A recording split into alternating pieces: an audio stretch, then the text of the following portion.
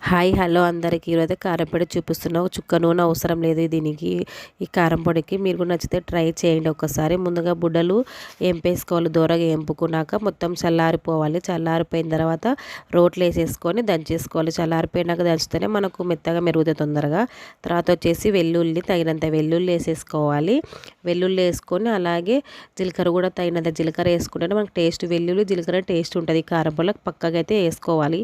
ఇవి ఎలాగో మన ఇంట్లో ఉంటాయి కాబట్టి కంపల్సరీ అయితే యాడ్ చేసుకోండి. తర్వాత లావు ఉప్పు వేస్తున్నా. వీటినన్నిటిని మొత్తం దంచాలి. మెత్తగా దంచిన తర్వాత తగినంత కారం కూడా వేసేసుకోండి, సరిపోతుంది. రోట్లో దంచుకుంటే టేస్ట్ ఉంటుందన్నమాట. మనకు మిక్సీ పడితే అంత టేస్ట్ అయితే ఉండదు. మీరు కూడా తప్పకుండా అయితే ట్రై చేయండి. ఇట్లా మొత్తం దంచేసిన తర్వాత ఇంకా మొత్తం రెడీ అయిపోతుంది. మనం ఇది వేడి వేడి అన్నంలోకి తింటుంటే చాలా బాగుంటుంది. రొట్టెలోకి తిన్నా కూడా చాలా టేస్ట్ అయితే ఉంటుంది. మీరు కూడా నచ్చితే లైక్ చేసి సబ్స్క్రైబ్ చేసుకోండి. బాయ్.